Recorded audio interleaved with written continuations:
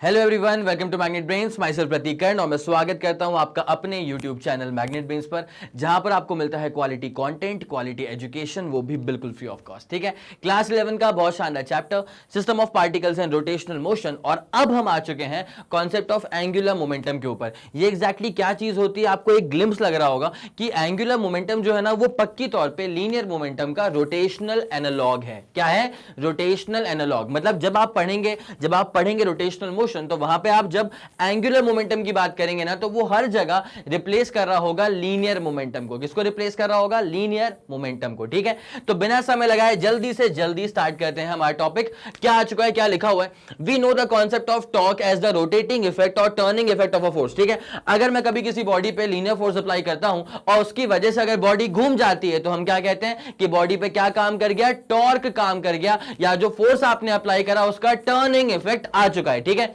जिसने बॉडी को घुमा दिया। अब वैसे यहां पे क्या हो रहा है? According to Newton's second law of motion, force is equal to rate of change of linear momentum। क्या लिखा हुआ है कि अगर फोर्स को डिफाइन करना है तो न्यूटन के सेकंड लॉ के हिसाब से force is defined as the rate of change of linear momentum. अब ऐसा क्यों कहा जाता है? बिकॉज जरा ध्यान दीजिएगा, लीनियर मोमेंटम को पहली बात तो पी से करा गया है रिप्रेजेंट, और लीनियर मोमेंटम का फॉर्मूला क्या हो जाता है? Mass into velocity. For example let's take अपने पास एक ग्राउंड। ठीक है, अब यहां पर ना एक बॉडी हम मान लेते हैं। फॉर एग्जांपल ये रही बॉडी, और इस बॉडी का मास हमने कितना मान लिया? m के बराबर। अगर मैंने इस बॉडी को अगर देखा पहले, इसके पास वेलोसिटी मान लो v के बराबर है। जब हमने बॉडी को देखा तो उसके पास वेलोसिटी कितनी है? v के बराबर है। तब इस इंस्टेंट पर बॉडी के पास जो मोमेंटम होगा वो होगा मास इनटू वेलोसिटी। पक्का?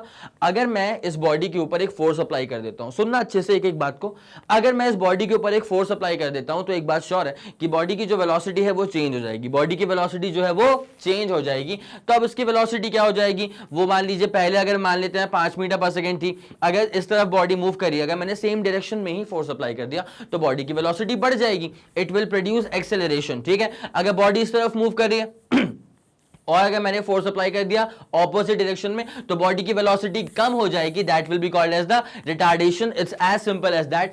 अब जरा गौर करना क्या हो रहा है इवेंचुअली। अगर मैं बॉडी पर ज्यादा फोर्स अप्लाई कर दूंगा तो उसके मोमेंटम में चेंज ज्यादा आ जाएगा और कम टाइम में आ जाएगा। ठीक है, inversely proportional to time. That's how force is proportional to rate of change of linear momentum.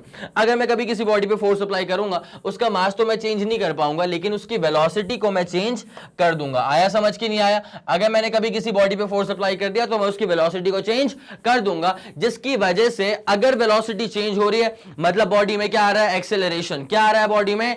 Acceleration. इसलिए हम कहते हैं कि अगर हम कभी किसी बॉडी पे कोई फोर्स अप्लाई करते हैं तो उससे बॉडी में आ जाता है एक्सेलरेशन, बॉडी का मोमेंटम चेंज हो जाता है। ठीक है, नाउ जरा गौर फरमाया जाए। जैसे ही आप इस फोर्स को मान लो प्रोपोर्शनलिटी कांस्टेंट 1 है, ठीक है, अगर इंस्टेंटेनियस चेंज आ रहा है तो डीपी, इंस्टेंटेनियस टाइम में आ रहा है तो डीटी। अब जैसे आपको पता है कि मोमेंटम का फॉर्मूला क्या होता है? Mass into velocity. तो मास इनटू वेलोसिटी, मास को रखा बाहर और यहां पे आ जाएगा वेलोसिटी का डिफरेंशिएशन, और वेलोसिटी का डिफरेंशिएशन क्या होता है? एक्सेलरेशन। फोर्स किसके बराबर आ गया? Mass into acceleration. आया समझ? पक्का आ गया समझ? ठीक है, तो ये होता है न्यूटन सेकेंड लॉ कि force is directly proportional to the rate of change of linear momentum of the body. जिस बॉडी पर फोर्स लगा है, जिस बॉडी ने फोर्स लगाया वो नहीं, जिस बॉडी पर फोर्स लगा है उस बॉडी का मोमेंटम चेंज होता है। पक्का? चलो ठीक है, अब जरा इसे गायब किया जाएगा। तो अभी तुम्हें मैंने क्या बात सिखाई? अभी मैंने ये बात सिखाई है कि फोर्स जो होता है ना, अगर कभी किसी बॉडी पे फोर्स अप्लाई कर दिया जाए तो उस बॉडी का लीनियर मोमेंटम जो है वो चेंज हो जाता है। तो ये सारी बातचीत जो चल रही है ना, वो चल रही है, ये जो सारी बातचीत चल रही है ना, वो चल रही है फॉर लीनियर मोशन। किसके लिए चल रही है? For linear motion. लेकिन अगर मैं बात करता हूं आपसे रोटेशनल मोशन की, तो मैं वहां पे लीनियर फोर्स की बात नहीं करूंगा, मैं वहां पे बात करूंगा एंगुलर फोर्स की। मतलब या तो ऐसा फोर्स जिसको अप्लाई करने के बाद बॉडी के अंदर टॉर्क प्रोड्यूस हो गया हो। ठीक है, तो मैं टॉर्क की बात करने वाला हूं, बिकॉज वही टर्निंग इफेक्ट होता है फोर्स का। ठीक है, अब जरा गौर करना। तो देयरफॉर वी कैन रिप्रेजेंट, अभी मैंने क्या बताया था कि according to Newton second law, force is equal to rate of change of linear momentum, जो कि मैंने वहां पे लिख भी दिया है। अब उसी के हिसाब से therefore if we represent torque, torque आ गया भाई साहब, टॉर्क का मतलब वही रोटेशनल वाला। ठीक है, तो torque as the rate of change of some quantity. Obviously अगर इसी को देखा जाए और इसी के दम पे लिखा जाए तो फोर्स को रिप्लेस करा था हमने टॉर्क से, पूरा लेक्चर डाला है उसके ऊपर, ठीक है। तो फोर्स को रिप्लेस किया हमने एंगुलर में टॉर्क से, तो torque is also going to be a rate of change of some quantity ना, ठीक है। जैसे force was rate of change of linear momentum, तो वैसे ही torque is equal to rate of change of now angular momentum. क्या होगा इस बार? Angular momentum. एंगुलर मोमेंटम को हम करेंगे एल से represent, this is going to be a vector quantity, ठीक है। ये वाली बात समझ में आ गई पक्का? उस इक्वेशन, मैंने हमेशा कहा है आपसे कि आपको लीनियर का फंडा याद होना चाहिए, एंगुलर वाला फंडा सटा सट होता है यार, ठीक है। पहले बता के रखा हुआ था v इक्वल टू, आपको पता होना चाहिए u प्लस एटी होता है, v इक्वल टू क्या होता है? u प्लस एटी होता है। दूसरी इक्वेशन क्या होती है? s इक्वल टू होता है ut plus half eighty square. और तीसरी इक्वेशन क्या होती है? बता के रखा था, तीसरी इक्वेशन होती है 2as equal to v square minus u square. अगर आपको ये सारे फंडे पता है, आपको अगर ये पता है कि इसका रोटेशनल टर्म क्या होगा, तो कहानी बड़ी आसान है। ये कहां चले जाएगा? Omega is equal to omega naught plus alpha t. भाई इक्वेशंस ऑफ मोशन के बिना रोटेशन का पढ़ना का कोई फायदा नहीं है। अगर आपको इक्वेशंस ऑफ मोशन तरीके से नहीं दिमाग में आ रहे हैं, तो फिर बाकी चीजें फिर बहुत ज्यादा ना कह सकते हैं कि वो ग्रिप नहीं बनेगी उतनी अच्छी, ठीक है। अब जरा गौर करना है इसके ऊपर, यहां पे इक्वेशन कैसे कैरी फॉरवर्ड होगी? Theta is equal to omega naught t plus half alpha t square. आपको बस ये पता होना चाहिए कि किसका रोटेशनल टर्म क्या होता है। और ये जो इक्वेशन थी पूरी की पूरी, ये आ जाएगी 2 alpha theta equal to omega square minus omega naught का स्क्वायर, बिकॉज इनिशियल वेलोसिटी को एंगुलर में ओमेगा नॉट से रिप्रेजेंट किया जाता है। It's as simple as that. पक्का आया समझ? श्योर हो? ठीक है, चलो निपटाया जाए इसको। वही कहानी यहां पे हो रही थी, वही लिखा हुआ है यहां पे। देन दैट क्वांटिटी, जिसका रेट ऑफ चेंज हम एक्सप्रेस करेंगे as torque, then that quantity will be rotational analogue of linear momentum and can appropriately be called as angular momentum. मैंने कहा ही था कि अगर फोर्स होता है लीनियर मोमेंटम का डिफरेंशिएशन, तो टॉर्क हो रहा होगा एंगुलर मोमेंटम का डिफरेंशिएशन, और जिसको हम रिप्रेजेंट करने वाले हैं वेक्टर एल के साथ, ठीक है। पक्का आ गया समझ? चलो तो बस अब दिमाग में ये अटका लो, इसको अगर चाहो तो नोट कर लेना, ठीक है। बाकी जो स्लाइड पे लिखा हुआ है वो तो लिटरली बहुत इंपॉर्टेंट है। मैंने हमेशा कहा है भाई साहब कि आपको आता रहेगा सब कुछ, लेकिन एक्सप्रेस करने का तरीका ही आपको मार्क्स दिलवाता है ना। अपनी भावनाओं को आप कैसे लिखेंगे सही शब्दों में, तो वो शब्द कहां से मिलेंगे? वो यहां से मिलेंगे। पक्का? चलो नोट कर लिया? 3 2 1 रेडी गो डन। क्लियर करें इसको। अब बस दिमाग में ये बात अच्छे से आने दो कि लीनियर मोमेंटम का डिफरेंशिएशन लीनियर फोर्स था, तो वैसे ही एंगुलर मोमेंटम का डिफरेंशिएशन क्या हो जाएगा? एंगुलर फोर्स या मोमेंट ऑफ फोर्स या फिर टॉर्क, ठीक है। अब एंगुलर मोमेंटम को एल से रिप्रेजेंट किया गया है, दैट्स फॉर श्योर। अब उसके बाद इंपॉर्टेंट पॉइंट्स क्या क्या है एंगुलर मोमेंटम को लेकर के, तो जरा इस पर गौर किया जाए, ठीक है। Angular momentum of a particle या body about a given axis is the moment of linear momentum of the particle about that axis. बताओ ये कहां से आ रहा है? ये आ रहा है यहां से बता रहा हूं, देखो जैसे टाउ था ना, आर एफ साइन फाई, पक्का, ठीक है। इसका मतलब tau was the moment of linear force, ठीक है। और किसके अबाउट का मूवमेंट था? एक रोटेशन एक्सिस के अबाउट का मूवमेंट था, ठीक है। तो वैसे ही एंगुलर मोमेंटम जो आ जाएगा ना, ये आ जाएगा आर पी साइन फाई। भाई फॉर्मूले कितने ज्यादा मैच करते हैं। मैंने पहले भी कहा था कि अगर आपको लीनियर मोशन सही से आता है तो एंगुलर मोशन में दिक्कत नहीं आएगी, और उससे भी ज्यादा कनेक्शन तो एंगुलर मोशन या रोटेशन मोशन के अंदर आने वाले दो पॉइंट्स के बीच में, टॉर्क और एंगुलर मोमेंटम के बीच में। जैसे फॉर्मूले वहां पे आए थे वैसे ही फॉर्मूले आपको यहां पर भी देखने को मिलेंगे। इसलिए अगर आप टॉर्क वाला लेक्चर देख करके यहां पे आ रहे हैं, तब तो भाई साहब ये लेक्चर आपके लिए मक्खन का फ्लो होगा, ठीक है। चलो ओके, क्लियर है था पूरा। तो अब ये टॉर्क को, ये एंगुलर मोमेंटम को हम डिफाइन कैसे करने वाले हैं वो पूरा बताऊंगा। बस जरा ये पहले वाले पॉइंट्स एक बार चेक कर लीजिए, फिर हम इसमें आगे बढ़ेंगे। उसके बाद क्या लिखा हुआ है? Linear momentum is the product of object's mass and its velocity, obviously. तो angular momentum of an object about a given axis of rotation is the product of its mass, its velocity and perpendicular distance of line of action of momentum from the center of rotation। अब ये जो कहा जा रहा है ना, वो exactly कैसे फिगर आउट होगा? देखो बनाते हैं एक एक्सिस। मान लो ये रही तुम्हारे पास एक बहुत जबरदस्त सी एक्सिस, ठीक है। अब क्या हो रहा है? ये अपने पास रोटेशन एक्सिस है, इसके अबाउट जो बॉडी है ना वो घूम रही होगी। मान लेते हैं इसके अबाउट बॉडी जो है ना वो ऐसे घूम रही होगी। So this is going to be the rotation axis. अब मान लो एक पार्टिकल है जिसका मान लेते हैं मास कितना है इसका, इसका मास हम मान लेते हैं m के बराबर। इसका मास हमने कितना मान लिया है? इसका मास हमने मान लिया m के बराबर। अब ये घूम रहा है इसके अबाउट, ये घूम रहा है इसके अबाउट, ठीक है। तो इसका जो रोटेशन एक्सिस होगा, इसको हम ड्रॉ अगर करें, चलेगा आपको इतना, ठीक है। अब इसके पास एक टेंजेंशियल वेलोसिटी होगी इसके पास, ठीक है। तो टेंजेंशियल वेलोसिटी को अगर शो करना होगा तो लेट्स शो लाइक दिस। ऐसे इसके पास है एक टेंजेंशियल वेलोसिटी और इसका रोटेशन एक्सिस से दूरी कितनी है? r के बराबर, चलेगा ना इतना। तो मान लेते हैं बस इन टर्म्स को लिख दिया जाए, ये रोटेशन एक्सिस से दूरी कितनी है? r के बराबर, और इसके पास जो टेंजेंशियल वेलोसिटी है वो है v के बराबर। तब जाकर के मैंने पहले भी कहा था कि जैसे टॉर्क को लिखा गया था ना rf साइन थीटा या rf साइन फाई, तो वैसे ही यहाँ पे टाउ इज इक्वल टू अगर क्रॉस में लिखोगे तो ये क्या हो जाएगा? r क्रॉस f हो जाएगा ना, r क्रॉस f। सिमिलरली अगर आप बात करते हैं एंगुलर मोमेंटम की, ठीक है, तो एंगुलर मोमेंटम को आप लिख सकते हैं r क्रॉस p। क्या लिख सकते हैं मेरे भाई? r cross p। अगर एंगल इन दोनों के बीच में 90 डिग्री होगा तो क्या हो जाएगा? साइन फाई की वैल्यू 1 हो जाएगी। तो टाउ इज इक्वल, ये l इज इक्वल टू क्या हो जाएगा? r, और ये p क्या हो जाएगा? मास इनटू वेलोसिटी। आया समझ, ठीक है। तो ये बेसिक फंडा होगा, बेसिक मेथड ऑफ रिप्रेजेंटेशन होगा। इसी के दम पे आपने एल को डिफाइन भी करा हुआ है, इसी के दम पे आपने एल को डिफाइन भी करा हुआ है। और क्या लिखा हुआ है जरा देख लो, क्या लिखा हुआ है? वही चीज लिखी हुई है, it is defined as the product of mass, m तो आ ही रहा था वहां पे, वेलोसिटी वो तो आ ही रही थी, और perpendicular distance from the axis of rotation. R जो है ना वो क्या है? परपेंडिकुलर डिस्टेंस है from the axis of rotation. आया समझ की नहीं आया? पक्का। तो ये एक बार अगर आप चाहें तो प्लीज नोट कर लीजिएगा। बाकी इसका तो प्रॉपर डेरिवेशन भी करवाने वाला हूं मैं, ये तो बस हल्की सी बैक एंड की चीजें हैं, ठीक है। थोड़ी बहुत चीजें आपके दिमाग में क्या है घुसनी चाहिए अभी से ही, ताकि जब प्रॉपर डेरिवेशन स्टार्ट होगा ना तो आपको वो चीज लगती है हाँ ये तो पढ़ा हुआ है, ये कहीं ना कहीं बताया गया था कि आर क्या था। ये मैं पहले भी करवा चुका हूं टॉक वाले लेक्चर के अंदर भी, और यहां पर भी ये चीज होने वाली है, ठीक है। चले नोट कर लिया आपने इसको, 3 2 1 रेडी गो डन। चलो क्लियर करेंगे इसको। अब आते हैं इस पे प्रॉपर। हाँ जी, अब उसके बाद क्या लिखा हुआ है? We have to take component of velocity perpendicular to this distance, ठीक है। हमें लेना पड़ता है component of velocity perpendicular to this distance, जो कि यहां पे हुआ भी तो है। मैंने कहा था कि टेंजेंशियल वेलोसिटी है, ठीक है। तो ये r और v के बीच में कितना एंगल बन रहा है? इट इज 90 डिग्री, ठीक है। r और v के बीच में कितना एंगल बन रहा है? It is 90 degree. अब वो एग्जैक्टली कब समझ में आएगा? जैसे मान लो अगर आप इसका टॉप व्यू लेते हो, अभी ये बना है आपके सामने, अभी ये बना है आपके सामने।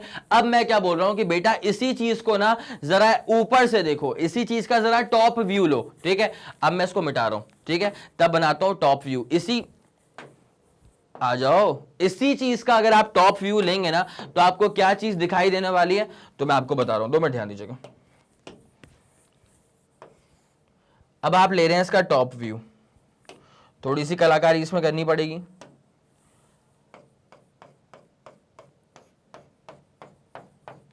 ठीक है, ये सर्कुलर पाथ है ना, कोई ओरिजिनल सर्कल थोड़ी एग्जिस्ट कर रहा है, ठीक है। ये सर्कुलर पाथ था, ठीक है। अब जैसे मान लो एक सेंटर तो होगा इसके पास, लेट्स सपोज ये रहा इसका सेंटर।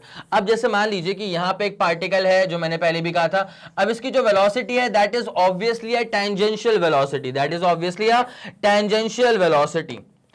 तो टेंजेंट पे होगी ना ऑब्वियसली, ठीक है। ये रही इसकी टेंजेंशियल वेलोसिटी, और उसके बाद सेंटर से जब मैं इसका पोजीशन वेक्टर बनाऊंगा तो ये रहा इसका पोजीशन वेक्टर। अब ऑब्वियसली यहां पे पूरा क्लियर है कि ये वाला वेक्टर r है, ये वाला वेक्टर वेलोसिटी वेक्टर है, और यहां पे दिख रहा है कि इन दोनों के बीच में कितना एंगल है? ये एंगल है 90 डिग्री के बराबर, ठीक है। ये पहले वाले केस का मैंने बना करके दिखा दिया है टॉप व्यू, और रोटेशन एक्सिस ना अब ऐसे पास कर रहा है, ठीक है। आया समझ? अगर ये एक्स वाई प्लेन है तो रोटेशन एक्सिस ऐसे परपेंडिकुलर पास कर रहा है, आपकी तरफ आ रहा है। इतनी सी बात क्लियर हो गई? पक्का बना लिया इसको, 3 2 1 रेडी गो डन। लिख लेना पहले वाले केस का। अब ये रहा टॉप व्यू, है ना। चलो क्लियर हो गया। अब एंगुलर मोमेंटम देख लो जरा कार्टेशियन कोऑर्डिनेट्स में क्या होने वाला है। भाई पहले भी देख चुके हैं, टॉक देख चुके हैं कार्टेशियन में, इस बार हम देखने वाले हैं angular momentum in terms of Cartesian coordinates. तो भाई कहानी की शुरुआत कैसे होती है? कहानी की शुरुआत हुई थी वहीं से जहां पे कहानी लास्ट टाइम हमारी खत्म हुई थी, ठीक है। कहानी सर खत्म कहां पे हुई थी? टॉक पे खत्म हुई थी। x times f y minus y times f x. आया कुछ याद? ऐसी कुछ चीजें हुआ करती थी, पक्का। अब जरा गौर करना, फोर्स को डिफाइन किया जा सकता है as the rate of change of linear momentum, पक्की बात है। अब जरा गौर करो क्या होगा। नाउ जैसे जैसे टाउ इज इक्वल टू आपने लिखा x टाइम्स, अब ये जो एफ वाई है ना, force along y axis can be defined as the differentiation of momentum along the y axis, पक्का, माइनस y को बिल्कुल मत टच करना, force along the x axis can be defined as the differentiation of momentum about the x axis, पक्का, इतना आ गया समझ। अब मोमेंटम को जब खोलना है ना तो मास इंटू वेलोसिटी में खोल दो। मोमेंटम का फॉर्मूला क्या होता है, मास इंटू वेलोसिटी ना, तो x को मत टच करना। उसके बाद यहाँ पे क्या हो जाएगा, देखो भाई, मास तो आ जाएगा यहाँ पे बाहर, और उसके बाद यहां पे चलने वाला है differentiation of velocity about the Y axis. वैसे ही यहां पे y को रखना बाहर, उसके बाद मोमेंटम को डिफरेंशिएट करना है, तो मास इनटू उसके बाद डिफरेंशिएशन होगा वेलोसिटी अबाउट कौन सा एक्सिस, x एक्सिस, ठीक है, इतनी सी बात है। मोमेंटम x का है ना, तो वेलोसिटी भी कहां की आएगी, x की तो आएगी। चलो इतना आ गया ना आप लोगों को समझ में। अब एक काम करा जाए, देखो ऑब्वियसली जब ये डेरिवेशन लिखा है ना, जब ये इक्वेशन लिखी हुई है यहाँ पे, तो यहाँ पे x f y minus y times f x है, तो इसमें कहने वाली बात नहीं है, दैट्स फॉर श्योर कि ये टाउ निकल रहा है अबाउट दी z एक्सिस। तो ये पूरा जो टाउ निकल रहा है, टॉर्क निकल रहा है, वो निकल रहा है अबाउट दी z एक्सिस, जो कि उस पार्टिकल या उस बॉडी का रोटेशन एक्सिस है, z एक्सिस, ठीक है। चलो अब यहां पे क्या हो जाएगा, मास कॉमन निकाला जाए। जैसे आप यहां पे मास को कॉमन निकालेंगे, जैसे आप यहां पे मास को कॉमन निकालेंगे ना, तो आपके पास जो कहानी अंदर बचने वाली है वो देखो, मास तो कॉमन आ चुका है, तो यहां बचेगा x times velocity about y का डिफरेंशिएशन, माइनस यहां बचेगा y टाइम्स, और ये हो जाएगा वेलोसिटी अबाउट x एक्सिस का differentiation. It's as simple as that, ठीक है। यहां तक तो आप पहुंच जाएंगे, तो आप एक काम करिएगा, ये जो यहां पे बन करके आई ना इक्वेशन, इसको प्लीज नाम दे दीजिए इक्वेशन 1, क्योंकि मैं इसको रेफर करने वाला हूं थोड़ी देर के बाद, ठीक है। तो अभी इसको नाम दीजिए इक्वेशन 1। यहां तक की सारी चीजें बिल्कुल सिंगल फ्लो में चल रही थी, लेकिन इसके बाद हल्का सा एक ट्विस्ट आने वाला है, तो पहले आप यहां तक नोट करो, उसके बाद फिर अपन उस ट्विस्ट की बात करते हैं, ठीक है। जल्दी करेगा। चलिए फिर, इसको तो आपने नोट कर ही लिया होगा। अब जो मैंने आपसे ट्विस्ट की बात की थी, अब जरा देखें कि वो ट्विस्ट एग्जैक्टली क्या आता है। आ जाओ सर, ट्विस्ट इस मैटर पे आने वाला है कि यहां तक लॉजिकल चल रहा था, अब मैं आपको एक हल्की सी अलग चीज बोलने वाला हूं जो बाद में आकर के रिलेट होगी, है ना। अब सर आप वो क्या चीज बोलने वाले हैं, जरा गौर करो। मैं ये बोलने वाला हूं कि प्लीज एक काम करिए, जरा डिफरेंशिएट कर दीजिए। क्या कर दीजिए, जरा डिफरेंशिएट कर दीजिए। किसको डिफरेंशिएट करना है, x times v y minus y times v x, ठीक है। मैंने क्या बोला कि जरा डिफरेंशिएट कर दो x टाइम्स वी वाई और minus y times v x को। तो अब कैसे करोगे डिफरेंशिएट, जरा गौर करना। x भी वेरिएबल है और वी वाई मतलब वेलोसिटी अलोंग y एक्सिस भी वेरिएबल है। जब दो चीजें होती है ना वेरिएबल, तो कैसे करते हैं उसको differentiation, first function as it is differentiation of second function plus second function as it is differentiation of first function, है ना। ये वाला फंडा होता है ना। तो जब इसको हम फॉलो करेंगे ना, तो कहानी ऐसे बनने वाली है। देखो, पहले करो उसको डिफरेंशिएट, मतलब पहले करो differentiate x times v y को, उसके बाद माइनस फिर करना differentiate y times v x को। अब ये कैसे चलेगा पूरा मसला, तो जरा गौर करें।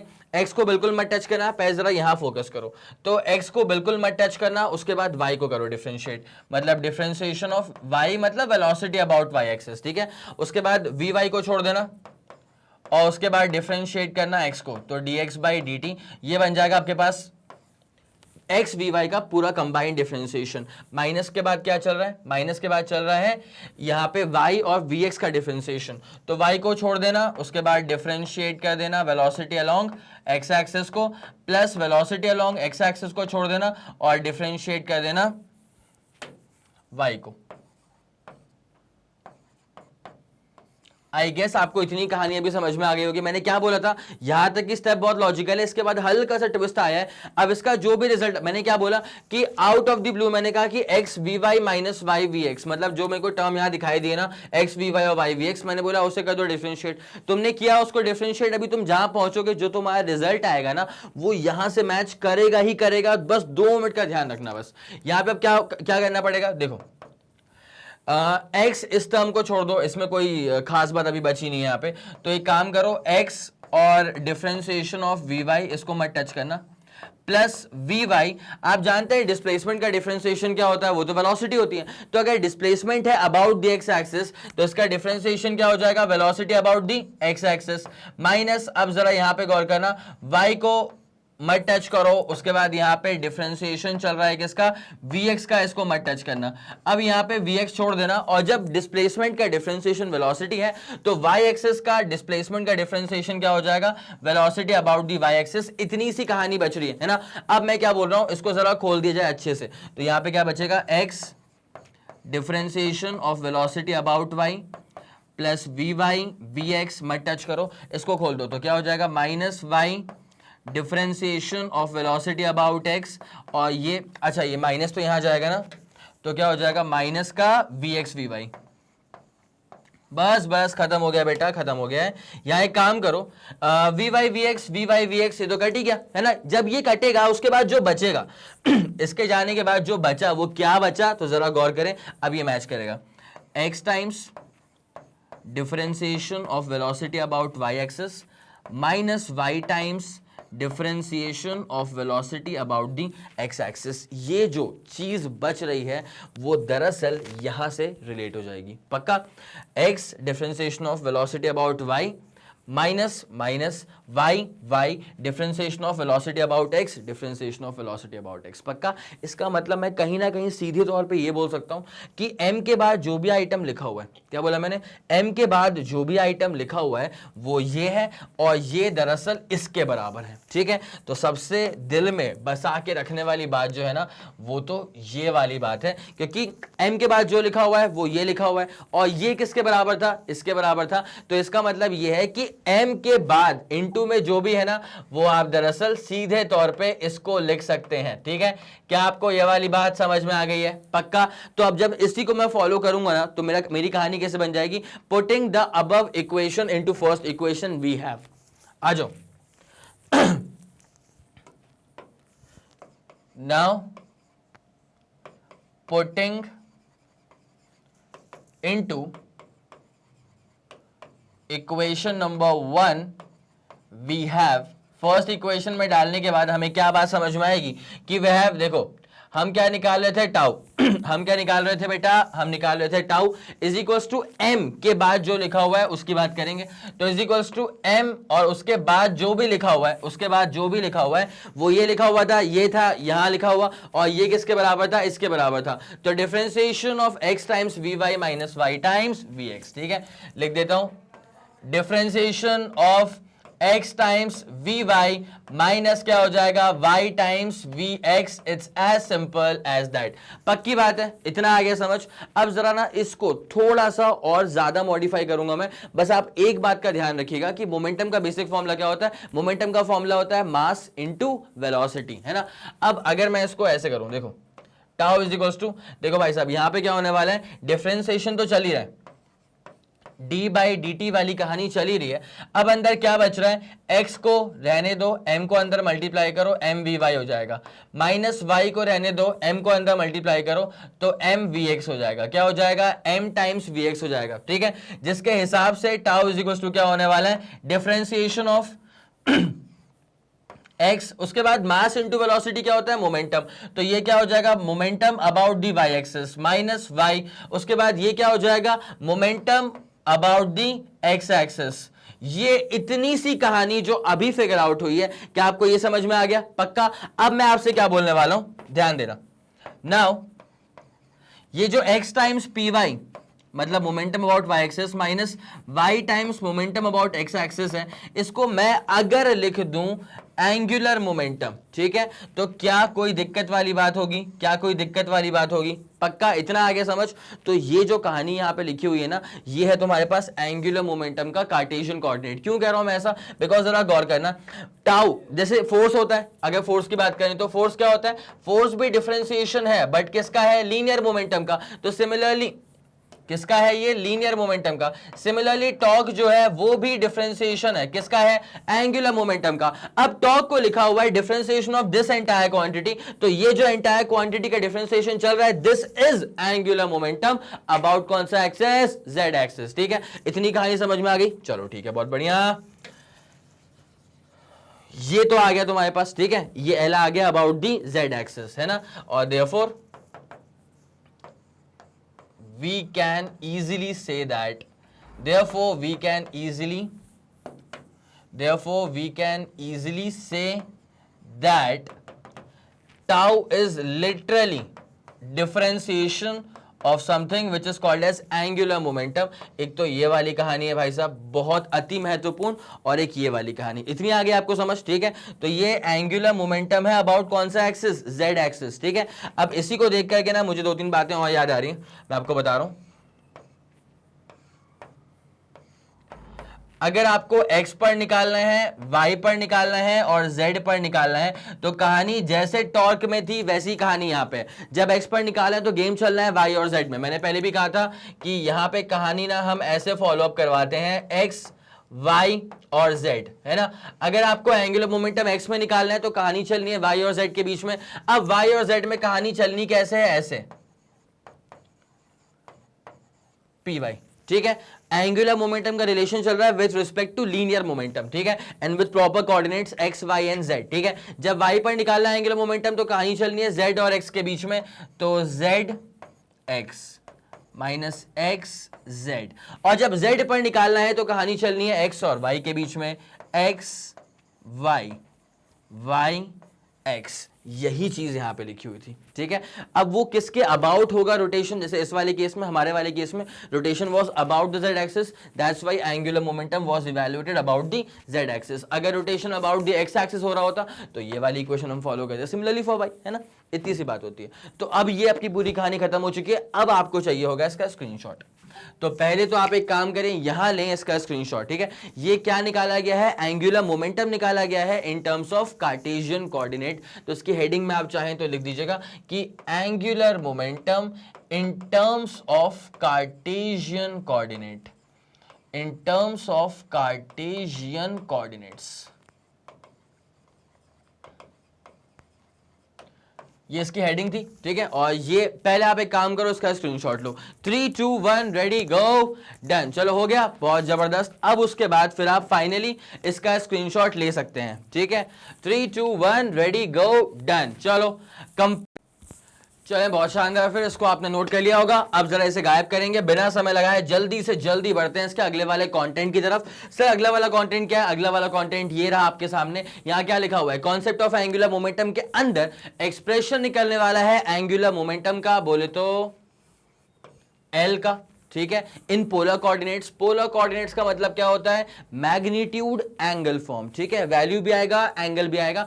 ऐसा ही कुछ हम पढ़ चुके थे टॉक के अंदर भी। अगर आपने वो लेक्चर विजिट किया हुआ है तो बहुत ही बढ़िया, अगर नहीं किया हुआ है तो आई लेट यू नो कि जब टॉर्क की बातचीत चल रही थी ना, और जब टॉर्क का फॉर्मूला निकालना था इन टर्म्स ऑफ एंगल, ये पोलर कोऑर्डिनेट्स, तो ये आ गया था हमारे पास आर एफ साइन फाई। क्या आ गया था, आर एफ साइन फाई। अब मौका आ चुका है एंगुलर मोमेंटम का निकालना है, expression in terms of polar coordinates. तो ये आ जाएगा आर, अब यहाँ पे आ जाएगा लीनियर मोमेंटम, वहां पे लीनियर फोर्स था, और यहाँ पे आ जाएगा साइन फाई। ऑब्वियसली बात है कि जो फाई है ना वो एंगल है दरअसल आर और पी के बीच का। किसके बीच का, आर और पी के बीच का। और जो वेक्टर आर है ना, ये क्या होता है बताएं, पोजीशन वेक्टर होता है उस पॉइंट का जिस पॉइंट पे लीनियर मोमेंटम काम कर रहा है, ठीक है। चलो अब इसे क्लियर किया जाए, सीधे तौर पे आपको लेके चलते हैं इसके बेसिक डेरिवेशन के ऊपर। बाकी यहाँ पे और कुछ चीजें लिखी हुई हैं क्या, the physical meaning of angular momentum of a body about a given axis is that it is the product of linear momentum and perpendicular distance of line of action of linear momentum vector. Linear momentum vector का line of action, ठीक है, उसकी दूरी from the origin is vector r, है ना। बाकी वो पूरा क्लियर कर दूंगा मैं थोड़ी देर में, from the axis of rotation, ठीक है। चलो डायमेंशनल फॉर्मूला वगैरह क्या होगा वो सब मैं निकाल दूंगा फॉर्मूला निकालने के बाद, ठीक है। चलो आ जाओ, पहले जरा इसके बेसिक डेरिवेशन पे आते हैं, करें शुरू। ओके देखो भाई, वाई एक्सिस, एक्स एक्सिस, चलेगा आपको इतना। अब उसके बाद एक पॉइंट होगा जहां पर लीनियर मोमेंटम काम कर रहा होगा। तो लेट्स सपोज ये मान लिया हमने वो पॉइंट, इस पॉइंट पर लीनियर मोमेंटम काम करेगा। तो पहले आप इस पॉइंट का ना पोजीशन वेक्टर मेंशन कर दीजिए। पहले आप इस पॉइंट का क्या मेंशन कर दीजिए, पोजीशन वेक्टर मेंशन कर दीजिए, कुछ इस तरह से। ये रहा इसका position vector from the origin. अगर पोजीशन वेक्टर है ही तो इसको नाम क्या दिया जाएगा, वेक्टर आर। सबसे सुशील नाम vector r for position vector, है ना। अब जरा गौर करना क्या होने वाला है, कुछ एंगल तो बन ही रहा होगा। So let that angle be theta, it's as simple as that. अगर यही लाइन ना आगे एक्स्ट्रापोलेट होते रहती तो कैसा लगता पता है, अच्छा लगता, कैसा लगता, जरा गौर करना इसको। यही लाइन अगर आगे ऐसे एक्स्ट्रापोलेट हो रही होती तो इस तरफ कुछ जा रही होती। बहुत बढ़िया। लेकिन क्या जा पाई, क्या नहीं जा पाई, तो आगे तो रास्ता हो नहीं पाया, तो आप इसको बनाएंगे एज इफ ब्रोकन लाइन से ही चलेगा आपको इतना। ये कलाकारी हमारी है ना। अब उसके बाद ये था इसका एक्स्ट्रापोलेटेड वर्जन और ये था वेक्टर आर। अब लीनियर मोमेंटम काम करेगा। कौन काम करेगा इस बार? कौन काम करेगा इस बार? काम करेगा अब लीनियर मोमेंटम। तो लीनियर मोमेंटम मान लीजिए इस पॉइंट पे काम करा कुछ इस तरह, है ना। अब अगर मैं इस लाइन को पीछे करूं एक्स्ट्रापोलेट, ध्यान देते हुए चलेगा, अगर मैं इस लाइन को पीछे करूं एक्स्ट्रापोलेट तो कहानी कुछ जो है वो इस तरह आपके सामने नजर आएगी। बहुत शानदार, चलो ठीक है। बट मैंने पहले भी कहा था कि यहां पे बस मैंने इसको एक्स्ट्रापोलेट किया है। मैंने क्या करा है इसको बस एक्स्ट्रापोलेट, तो यहां पे लीनियर मोमेंटम काम कर रहा है उसमें लाजमी सी बात है, पर ये क्या है? एक्स्ट्रापोलेटेड वर्जन है। तो ये तो बस एक्स्ट्रापोलेशन था, दैट्स वाई ये कैसी हो गई? ये हो गई broken line. It's as simple as that. अब जो चीजें गिवन थी उसको लिख दिया जाए। ये तो वेक्टर आर हो चुका है, यहां पे काम कर रहा है लीनियर मोमेंटम, तो वेक्टर पी। अरे इतना बड़ा वेक्टर नहीं रहे, चलो थांबा 2 मिनट। ये वेक्टर पी ऐसे काम कर रहा है, it's as simple as that. अब जरा गौर करें अच्छे से, एक एंगल तो यहां पर भी बन रहा होगा, let's call this angle as phi, है ना। अगर ये वाला एंगल फाई है तो बोलने की जरूरत नहीं, फिर ये वाला एंगल भी क्या हो जाएगा? फाई हो जाएगा। अब बाहर की तरफ एक छोटा सा नन्हा सा एंगल मुझे नजर आ रहा है, ये एंगल, क्या मैं इसे अल्फा बोल दूं? चलेगा। डायग्राम मैंने बिल्कुल सेम रखे हैं जैसे कि पहले बने हुए थे, है ना, टॉक वाले केस में, ताकि ऐसा ना हो कि तुम बोलो कि सर नया नया कंटेंट लग रहा है। नया कंटेंट कुछ है ही नहीं यार, ठीक है। अब देखो ये एक दूरी तो आ रही होगी, अब ये भी क्या है? कोई रियल लाइन थोड़ी है, ये भी क्या है? ब्रोकन लाइन से होंगी। तो अब ये रही इसकी ब्रोकन लाइन, चलेगा आपको इतना। अब जरा गौर करना, यहां पे एक एंगल तो बनते हुए नजर आ रहा होगा आप लोग को, दैट एंगल इज 90 डिग्रीज। कोई दिक्कत तो नहीं, राइट एंगल ट्राइंगल तो बन ही चुका है। अब जरा गौर करना, आपने अभी थोड़ी देर पहले एक रिलेशन निकाल के रखा हुआ था, जो कि रिलेशन आया था फॉर एंगुलर मोमेंटम। कौन सा रिलेशन आया था? वो एंगुलर मोमेंटम का कार्टेशियन कोऑर्डिनेट वाला। क्या आपको याद है? लिख देता हूं। Now as we have already evaluated, कितना सारा काम हम पहले से कर चुके हैं यार। Now as we have already evaluated that, हाँ जी, क्या इवेलुएट कर चुके थे आप? तो वो इवेलुएट ये कर चुके थे कि एंगुलर मोमेंटम जो था, आया था ना हमारा अबाउट द जेड एक्सिस, वो आया था x टाइम्स पी वाई। आया कुछ याद? भाई बड़ी मेहनत से निकाला था। माइनस वाई टाइम्स क्या हो जाएगा? P x. बस सारी की सारी वैल्यूज भर दो, काम खत्म हो जाएगा, ठीक है। अब जरा गौर करना कैसे भरेंगे सारी वैल्यूज को। जब आर को मैं रिजॉल्व करूंगा अबाउट द एक्स एक्सिस, तो एक्स पे क्या हो जाएगा पता है? R cos theta. क्यों भाई? एंगल पूछो कॉस चिपकाओ ना। जब आर को रिजॉल्व करोगे थीटा के एंगल पे, तो एक्स पे कितना हो जाएगा? आर कॉस थीटा, और वाई पे कितना हो जाएगा? R sine theta. सारी वैल्यूज को भर देता हूं मैं, उसके बाद जो कहानी होती है वो करते हैं आपके सामने प्रस्तुत। नाउ यहां पे जो L आ रहा है, L का मतलब होता है एंगुलर मोमेंटम, वो आ रहा है x times p y. x क्या हो चुका है? r को रिजॉल्व करा तो r cos थीटा, क्या आ गया? वो r cos theta x times, उसके बाद क्या लिखा है? P y. भाई जब मोमेंटम को x पे करूंगा तो p cos अल्फा, y पे करूंगा तो p sin अल्फा। क्या हो जाएगा? p sin alpha. उसके बाद माइनस के बाद क्या लिखा हुआ है? y। y का मतलब क्या होगा पता है? जब r को रिजॉल्व करूंगा y पे तो वो आ जाएगा r sin थीटा। क्या आ जाएगा? r sin theta. और उसके बाद क्या लिखा हुआ है? Momentum about the x axis. Momentum को जब मैं x पे रिजॉल्व करूंगा तो this becomes p cos alpha. क्या हो जाएगा? p cos alpha. ठीक है भाई, बस एंगल पूछो कॉस चिपकाओ, वेक्टर को रिजॉल्व करने का बेसिक फंडा। अगर आपको वापस एक बार लेक्चर देखना है तो वहां जाना प्लेलिस्ट के अंदर, वहां पे आपको force and laws of motion की प्लेलिस्ट के अंदर बकायदा से दिख जाएगा कि वेक्टर का रेजोल्यूशन कैसे करते हैं। एक बहुत ही स्मार्ट फंडा है, एंगल पूछो कॉस चिपकाओ, तो वही लॉजिक फॉलो करके हर जगह वेक्टर्स को मैं रिजॉल्व करता हूं। ठीक है, अब जरा गौर करें, L इज इक्वल्स टू, यहां से आरपी दिख रहा है कॉमन आते हुए, आरपी कॉमन आ गया,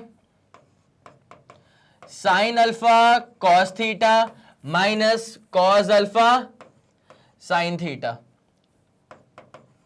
बस इतनी सी बात है। ये वाली बात समझ में आ गई पक्का? अब जरा गौर करना इस पे अच्छे से, लास्ट पॉइंट चल रहा है बस इसके। ठीक है भाई, आइडेंटिटी अप्लाई कर दो, sine a into cos b minus cos a into sine b is क्या? Sine a minus b. तो यहाँ पे sine alpha cos theta minus cos alpha sine theta is equal to क्या हो जाएगा? साइन ए माइनस बी बोला था तो साइन अल्फा माइनस थीटा, है ना। तो ये हो जाएगा साइन अल्फा माइनस थीटा, क्या हो जाएगा, साइन अल्फा माइनस थीटा। अब एक छोटी सी बात है, आपको पता ही होता है कि sum of two interior angle is equal to one exterior angle. पक्का, इंटीरियर क्या है, theta plus phi, theta plus phi क्या है, इंटीरियर है, तो theta plus phi equal to क्या हो जाएगा, एक्सटीरियर कितना आ रहा है, अल्फा। अब मुझे काम था अल्फा माइनस थीटा का, तो यहां पे फाई को मत छेड़ना, अल्फा माइनस थीटा उचक करके यहां पे आ गया, जिसका मतलब ये हुआ कि जहां आपको दिखे अल्फा माइनस थीटा, उसे आप क्या भर दीजिए, फाई के बराबर भर दीजिए, क्या भर दीजिए, फाई के बराबर भर दीजिए। देयरफॉर एल जो है एंगुलर मोमेंटम वो आ जाएगा आर पी साइन, और अल्फा माइनस थीटा किसके बराबर आ गया है, फाई के बराबर आ चुका है। जहां पे क्लियर सी बात है कि जो फाई है ना वो दरअसल एंगल है आर और पी के बीच में। गौर करो, यहां देखो, यहां देखो, आर और पी के बीच में अगर आर को एक्स्ट्रापोलेट करा पी वहां पे, तो क्या बन रहा है, एंगल फाई तो बन रहा है ना। तो बस यहां से आप कह सकते हैं कि फाई जो है this is the angle between R and P, it's as simple as that. तो L is equal to R cross P भी कहा जाता है, बट अभी जो चाहिए था ना आपको वो ये रहा, ठीक है, एंगुलर मोमेंटम का expression in terms of polar coordinates, magnitude, angle form, it's as simple as that. ठीक है, तो ये था इसका पूरा डेरिवेशन, ये पूरा इसका थ्योरी वाला पार्ट हो गया, इसको नोट कर लीजिएगा, और उसके बाद ये रहा इसका प्रॉपर डेरिवेशन। तो जल्दी इसको नोट करो, फिर अपन इसमें आगे बढ़ने वाले हैं। जल्दी करना, 3 2 1 रेडी गो, डन। चलो बहुत जबरदस्त, ये वाला तो हो चुका है, अब जरा इसे क्लियर किया जाए और अब आपको लेके चलते हैं इसके अगले वाले कंटेंट की तरफ। ठीक है, यहां पे क्या लिखा हुआ है, यहां पे लिखा हुआ है on the same basis the direction of angular momentum is also evaluated. इसी के बेसिस पर एंगुलर मोमेंटम का डायरेक्शन भी इवैल्यूएट करा जाता है। कैसे, देखो, ये था टॉर्क के लिए, किसके लिए, टॉर्क के लिए। देखो तो ये अपने पास हो गई फिक्स्ड एक्सिस, इसको बना दूं क्या, चलो, ये जो ऐसे पास हो रही है ये क्या है, this is the fixed axis, this is the fixed rotation axis. अब प्यारी बात क्या है कि इसके अबाउट ये बॉडी घूम रही है ना, तो इस बॉडी का पोजीशन वेक्टर, जो वेक्टर आर आपको दिख रहा है ना, इस बॉडी का जो पोजीशन वेक्टर है, वेक्टर आर, वो इस तरफ काम कर रहा है, this is the vector r, इस पार्टिकल का, इस बॉडी का पोजीशन वेक्टर, और इस पे फोर्स लगा दिया इस तरफ, तो यहां पे हो जाएगा इस तरफ कुछ इस तरह से काम कर रहा है, यहां पे फोर्स काम कर रहा है। कौन काम कर रहा है, फोर्स काम कर रहा है, और उस फोर्स को हम क्या बोल देंगे, वेक्टर एफ। क्या बोल देंगे इसको हम, वेक्टर एफ। ठीक है, तो आर क्रॉस एफ करने पे, वही तो करा, आर क्रॉस एफ, मैंने कहा था ना कि अमिताभ बच्चन जी का जो स्टाइल होता है, जो ऐसा वाला उनका स्टाइल होता है, वैसी वाला हम फॉलो कर रहे हैं। आर क्रॉस एफ करने का, तो जो अंगूठा जा रहा है वो कहां जाएगा, अबाउट द टॉर्क। ठीक है, तो यहां पे जहां पे भी जा रहा तुम्हारा अंगूठा, वो हो जाएगा टॉर्क का डायरेक्शन।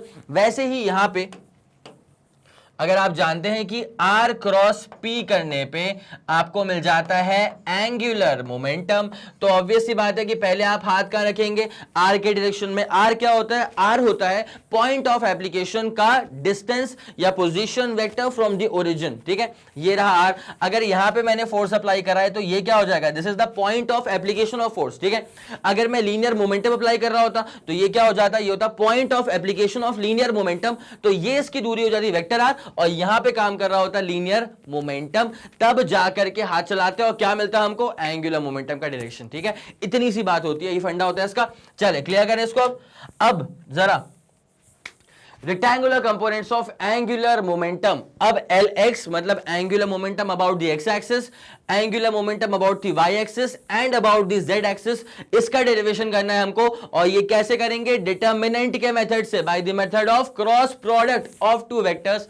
कौन से दो वेक्टर्स, अरे r cross p, L is equal to क्या होता है, आर क्रॉस पी। मैंने बताया था पहले भी, टॉर्क में भी सेम कहानी हो रही थी। L का मतलब क्या है, पोजीशन वेक्टर। अगर ये पोजीशन वेक्टर है तो ऑब्वियसली कुछ वैल्यू x एक्सिस पर होगी तो लिख देंगे x i कैप, कुछ वैल्यू y पर होगी तो y j कैप, और कुछ वैल्यू उसके पोजीशन की z पर होगी तो z k cap. Similarly momentum x axis पर भी होगा तो पी एक्स आई कैप, उसके बाद मोमेंटम वाई पर भी होगा पी वाई जे कैप, मोमेंटम जेड पर भी होगा तो पी जेड के कैप। अब करेंगे इन दोनों का क्रॉस मल्टीप्लीकेशन, उसके बाद हमको मिल जाएगा कि मोमेंटम, एंगुलर मोमेंटम एक्स पर कितना है, एंगुलर मोमेंटम वाई पर कितना है और एंगुलर मोमेंटम जेड पर कितना है। It's as simple as that. तो एक बार जरा ये वाला फंडा अप्लाई करना, अभी तो मैं इसको मिटा रहा हूं, एक बार जरा सेल्फ ट्राई करो, बताओ तुम्हारा आ रहा है क्या। आ गया तो बहुत शानदार, नहीं आया तो मैं करवाता हूं, जल्दी ट्राई करो। चले बहुत बढ़िया। अब जरा अगर आपने ट्राई कर लिया होगा, आपका आंसर आ गया होगा, नहीं आया होगा तो मैं ही करूंगा इसको। अब कैसे करना है इसको, cross product of two vectors होता है एंगुलर मोमेंटम, ठीक है। अब कैसे Lx निकलेगा, Ly निकलेगा, Lz निकलेगा, सब निकलेगा, सब निकलेगा भाई। कैसे निकलेगा ध्यान दो। नाउ से स्टार्टिंग होती है। L इज इक्वल टू क्या होता है, R cross P। L is equal to क्या होता है, R क्रॉस P, ठीक है। अब जरा R पे ध्यान दो, फिर P पे ध्यान देना। देखो भाई साहब, R की जब बात की जाए ना, जब R की बात की जाए तो R वेक्टर जो होगा वो होगा पोजीशन वेक्टर। तो कुछ दूरी x पर होगी x i कैप, कुछ दूरी y पर होगी तो y j कैप, और कुछ दूरी z पर होगी तो z k cap. It's as simple as that. And दूसरी बात यह है कि जब p की बात करेंगे, p का मतलब क्या होता है, लीनियर मोमेंटम। तो लीनियर मोमेंटम भी कहां पर होगा, कुछ x पर होगा लीनियर मोमेंटम का कंपोनेंट तो px i कैप, मोमेंटम का कुछ कंपोनेंट y एक्सिस पर होगा तो py j कैप, और मोमेंटम का कुछ कंपोनेंट z एक्सिस पर भी हो सकता है तो pz k cap. It's as simple as that, ठीक है। अब सारी वैल्यूज को भर दो। देखो भाई, नाउ जब L निकालना है, एंगुलर मोमेंटम निकालना हो, पता चल चुका है कि this is the cross multiplication of two vectors ना, ठीक है। तो बनाओ इसका डिटर्मिनेंट। क्या बनाओगे फिर तुम इसका डिटर्मिनेंट, डब्बा इधर भी, डब्बा इधर भी, ये बना कंप्लीट डब्बा। अब जरा गौर करा जाए यहां पे, तो obviously I cap, J cap, के कैप। हम जानते हैं कि ये जो है ना, इसका ऑर्डर क्या होता है by default plus, okay Pinky, minus, और ये क्या होता है प्लस, तो प्लस माइनस प्लस है ना। अब जरा गौर करा जाए, आपको आर क्रॉस पी करना है, तो पहले आर को पकड़ो। आर क्या आ रहा है, एक्स वाई जेड। आर क्या आ रहा है, आर को पकड़ो। आर क्या आ रहा है, एक्स आ रहा है, वाई आ रहा है और जेड आ रहा है। क्रॉस क्या करना है, पी के साथ। पी क्या आ रहा है, पी आ रहा है momentum about the x axis, momentum about the Y axis और momentum about the Z axis. पक्का। अब जरा ध्यान दें इस पे, आप सॉल्व कैसे करेंगे इसको। टाउ वेक्टर क्वांटिटी, टाउ नहीं, एंगुलर मोमेंटम। टाउ नहीं है रे, एंगुलर मोमेंटम है, वही तो निकाल रहे थे अपन। अब क्या हो जाएगा, यहां पे आई कैप की बात करो पहले, तो पहले किसकी बात करो, आई कैप की बात करो। कॉलम गया, इसका रो गया, तो y टाइम्स पी जेड क्या आ जाएगा, y times p z, y times p z minus z times p y. उसके बाद माइनस जे कैप आएगा, तो माइनस जे कैप जब आएगा तो इसका कॉलम गया, इसका रो गया, x times p Z, x times p z minus, हाँ सही कर रहे हैं ना, हाँ जी। तो यहां पे क्या आ जाएगा, x times p z minus z times p x, Z times p x. उसके बाद k कैप आएगा, तो जब k कैप की बारी आएगी तो कॉलम गया, रो गया, x टाइम्स पी वाई क्या हो जाएगा, x times p y minus क्या हो जाएगा, y टाइम्स पी एक्स। ये वाली कहानी भी हो गई। अब बस एक काम करेगा, हल्का सा बस माइनस को अंदर मल्टीप्लाई कर दीजिएगा इस वाले दूसरे वाले केस में। तो ये क्या हो जाएगा अपने पास, y टाइम्स पी जेड तो चल ही रहा है, minus z times p y तो आ ही रहा है आई कैप के साथ। यहां पे माइनस को अंदर भर दो, तो उसके बाद क्या बन जाएगा, ये माइनस वाला प्लस, प्लस वाला माइनस, तो z times p x minus x times p Z. सही जा रहे हैं, z times p x minus x times p Z, बिल्कुल सही जा रहे हैं। और ये क्या आएगा हमारे पास, j कैप, और प्लस अभी जो आखिरी वाला है x times p y minus y times p x. ये तो k कैप में था ही पहले से, ठीक है। अब एज वी ऑलरेडी नो, हमें बहुत चीजें पहले से पता ही रहती हैं, एज वी ऑलरेडी नो कि एंगुलर मोमेंटम को अगर कायदे से एक्सप्रेस करना ही था तो ऐसे करना चाहिए था, एंगुलर मोमेंटम एक्स एक्सिस पर आई कैप के साथ, एंगुलर मोमेंटम वाई एक्सिस पर जे कैप के साथ, और एंगुलर मोमेंटम जेड एक्सिस पर के कैप के साथ। अब मौका आ गया है इसे कंपेयर करने का। कैसे, देखो आई कैप, इसका मतलब ये जो भी लिखा हुआ है ये एंगुलर मोमेंटम की वैल्यू है अबाउट द एक्स एक्सिस, ठीक है। उसके बाद ये जो भी लिखा हुआ है ये एंगुलर मोमेंटम की वैल्यू है अबाउट द वाई एक्सिस, और उसके बाद ये जो भी लिखा हुआ है ये एंगुलर मोमेंटम की ही वैल्यू है about the Z axis. It's as simple as that, ठीक है। अब जो लिखा है जरा इसको मैच करना। एल एक्स क्या आ रहा है पता है, y times p z minus z times p y, y times p z minus z times p y, ये आपका मैच करवा दिया। अब जरा एल वाई मैच करो। एल वाई क्या आ रहा है, z times p x minus x times p z, z times p x minus x times p z, l y match करवा दिया। अब जरा एल जेड मैच करो, तो एल जेड क्या आ रहा है, x times p y minus y times p x, x times p y minus y times p x. L x l y l z तीनों के तीनों हमने मैच कर लिए, तो ये आ गया हमारे पास एंगुलर मोमेंटम का ही वैल्यू का ही formula about X axis Y axis and Z axis. It's as simple as that. तो पहले आप कहीं ऐसे खोपचे में लिख लेना, और भाई ये तो छोटी मोटी बात नहीं यार, दिल में बिठाने वाली बात है ये तो, ठीक है। इसको बिठाओ दिल में, कहीं तुम्हारा एक्स ना रह जाए, कहीं तुम्हारा एक्स ना रह जाए बाहर। तो ये रहा तुम्हारे दिल में, बिठा लो उसको, पक्का डन। अब इसका पूरा डिटेल्ड एक्सप्लेनेशन ये रहा आपके सामने, तो जल्दी आप इसका स्क्रीनशॉट ले लीजिए। 3 2 1 रेडी गो, डन। गजब, ये वाला केस भी आपका कंप्लीट हो चुका है। अब जरा इससे आगे बढ़ा जाए बिना समय लगाए अगले वाले कंटेंट के अंदर। इसको दिल में बिठा लो भाई, ये है एक तरफा फॉर्मूला, बार बार यूज होता है, ठीक है। अब उसके बाद क्या लिखा हुआ है, geometrical meaning of angular momentum. अब इसकी जो थ्योरी है, छोटी मोटी बातें, और इसका कनेक्शन आपको देखने को मिलेगा ग्रेविटेशन चैप्टर के अंदर भी, बहुत तगड़ा डायरेक्ट कनेक्शन है, ठीक है। तो बस एक बार इसको तरीके से पढ़ो क्या लिखा हुआ है, उसके बाद समझो क्या फिगर आउट हो रहा है, उसके बाद तो फिर इसको मैं ही करवाने वाला हूं, ठीक है। तो जल्दी इसको नोट करिए, फिर अपन इसमें आगे बढ़ने वाले हैं। चलिए ठीक है, बहुत बढ़िया, ये नोट कर लिया आप लोगों ने, ठीक है, समझ लिया होगा। अब जरा इसमें आगे बढ़ा जाए, एग्जैक्टली क्या ज्योमेट्रिकल मीनिंग होता है एंगुलर मोमेंटम का, वो आपको बता रहा हूं। जैसे मैंने कहा था कि इसका रिलेशन डायरेक्टली आपको मिल जाएगा ग्रेविटेशन चैप्टर के अंदर भी, जो 10 इसके बाद स्टार्ट होता है, ठीक है। चलो तो अब जरा आ जाओ भाई साहब, पूरा स्टेप वाइज समझना पड़ेगा इसको बहुत तरीके से। चलो आ जाओ, वाई एक्सिस है, एक्स एक्सिस, ठीक है, चलेगा।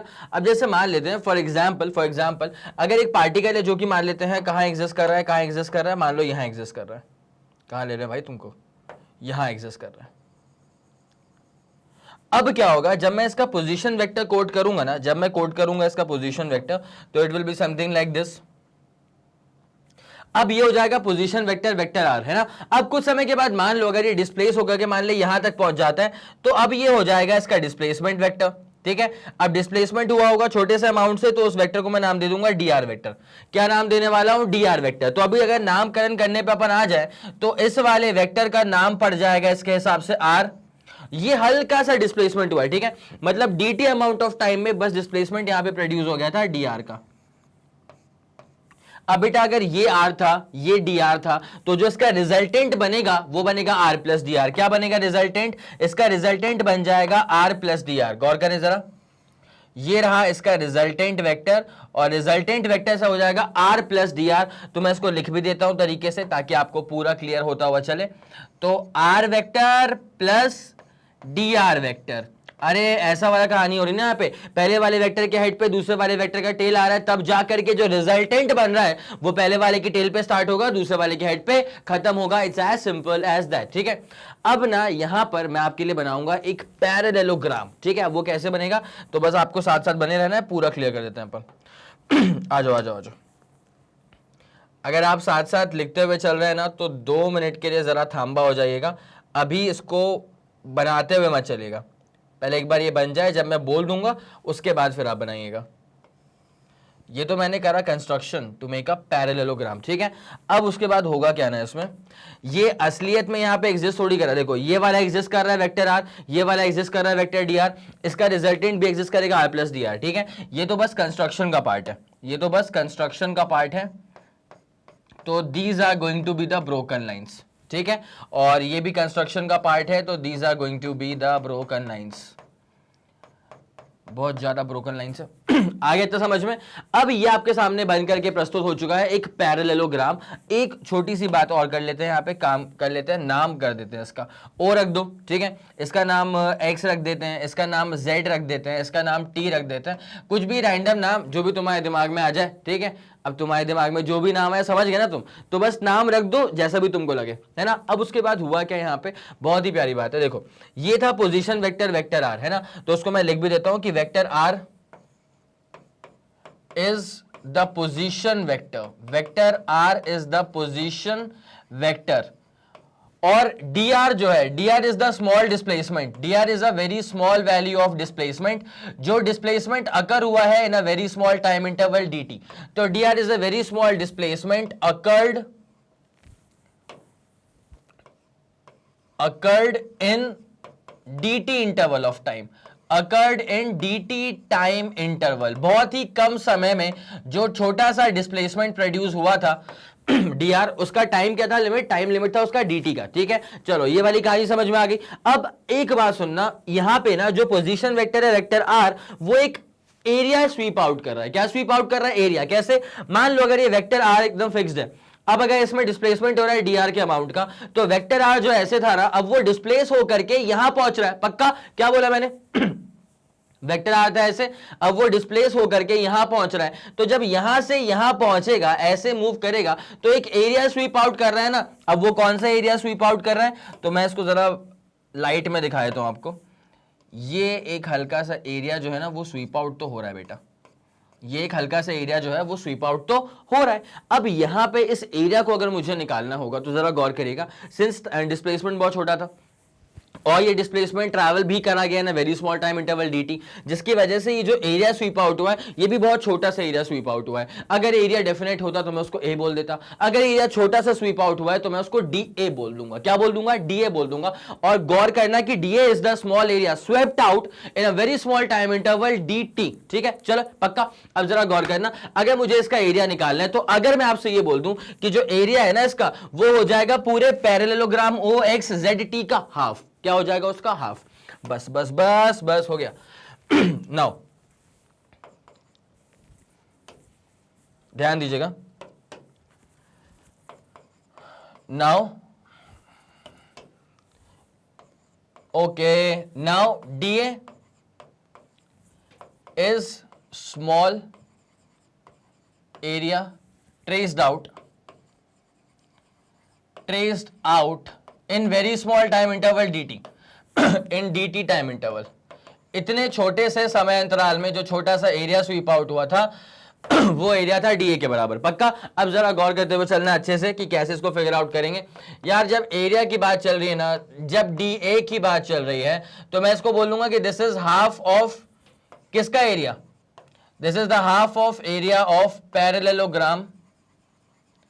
और वो जो पैरेललोग्राम है वो आ रहा है OXZT, ठीक है। कहने का मतलब मेरा क्या है, OXZT जो पैरेललोग्राम है, OXZT O जो पैरेललोग्राम है, इसका हाफ जो है ना वो हो जाएगा this much area swept by the position vector in DT amount of small time interval. तो यहां से OXZT क्लोज भी करना पड़ता है ना O। चलो क्लियर है इतना पूरा। अब जरा ध्यान देना अच्छे से, DA vector, area vector consider किया गया इसको यहां पे माफ कीजिए, हाफ इंटू एरिया ऑफ क्या होगा, पैरेललोग्राम का हाफ, ठीक है।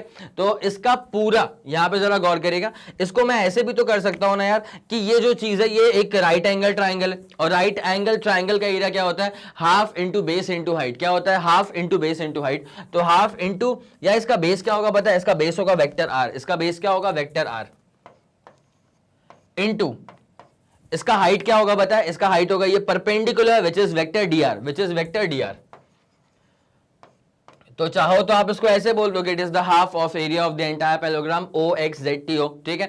या फिर इसको आप ट्रीट करो एज राइट एंगल ट्राइंगल। अगर राइट एंगल ट्राइंगल की तरह ट्रीट करोगे तो क्या हो जाएगा इसका area, half into base into height, ठीक है। तो हाफ इंटू बेस कितना है वेक्टर आर, और हाइट कितना है इसका DR वेक्टर के बराबर। नाउ इतनी बात समझ में आ गई आप लोग को, ठीक है। अब इसमें एक काम करिएगा, इसके बाद ना डिवाइड कर दीजिए बोथ साइड्स, बस साथ साथ चलेगा। अच्छा एक और चीज, एरिया को ट्रीट करा गया as a vector quantity, area होता भी है, मतलब बहुत जगह पे आपको 12th में तो ये कई बार दिखाई देगा कि एरिया को ट्रीट करा गया एज अ वेक्टर क्वांटिटी, और डायरेक्शन क्या देते हैं पता है, प्लेन के परपेंडिकुलरली आउटवर्ड्स, ठीक है। अभी के लिए ये वेक्टर डीए है, वो हम पढ़ेंगे गॉस लॉ नाम का टॉपिक आएगा 12th क्लास के अंदर, तो वहां हम पढ़ेंगे गॉस लॉ के अंदर। फिलहाल के लिए यहाँ पे क्या है, एरिया वेक्टर, अगर ये वेक्टर है तो ये दो वेक्टर्स का क्रॉस मल्टीप्लीकेशन ही होगा ना, तो यहाँ पे चल रहा है इसका क्रॉस मल्टीप्लीकेशन, ठीक है। अब जरा गौर करिए, डिवाइड करिए बोथ साइड्स, किससे सर, कुछ ऐसे चीज से मल्टीप्लाई या डिवाइड करो जिससे काम बन जाए, ठीक है। वो काम बनेगा तुम्हारा dt से, यूनिवर्सल वेरिएबल टाइम। तो जैसे मैं डिवाइड कर दूंगा बोथ साइड्स बाय dt, तो इसके बाद जो कहानी है ना वो कैसे उभर के आएगी, देखो भाई da वेक्टर था, इसको डिवाइड करा आपने dt से, कोई दिक्कत वाली बात नहीं है, हाफ को बिल्कुल मत टच करना। उसके बाद वेक्टर r था और इसका क्रॉस मल्टीप्लीकेशन करेंगे, यहां पे क्या लिखा हुआ था, dr लिखा हुआ था। मैं मानता हूं कि मैंने राइट हैंड साइड में डिवाइड करने को बोला dt के साथ, बट मैंने ये नहीं कहा कि यार राइट पे मल्टी डिवाइड करना है तो आप किसी एक स्पेशल टर्म के नीचे ही करो, भाई कैसे भी करो। मैं क्या बोलता हूं, यहां dr मैच कर रहा है, इसके नीचे लगा दो dt, dr के नीचे क्या लगा दो, dt। अब जरा गौर करना अच्छे से, पोजीशन वेक्टर जो होता है ना वो बेसिकली डिस्प्लेसमेंट वेक्टर की तरह भी ट्रीट किया जा सकता है, ठीक है। Position vector can be easily treated as displacement vector. Now अगर ये vector r is a displacement vector, तो इसका जब आप डिफरेंशिएशन करेंगे तो what you will get is velocity. क्या मिलेगा आपको, वेलोसिटी। ये पूरा dr वेक्टर नहीं होता है, ये लिखने के पीछे का लॉजिक ये है कि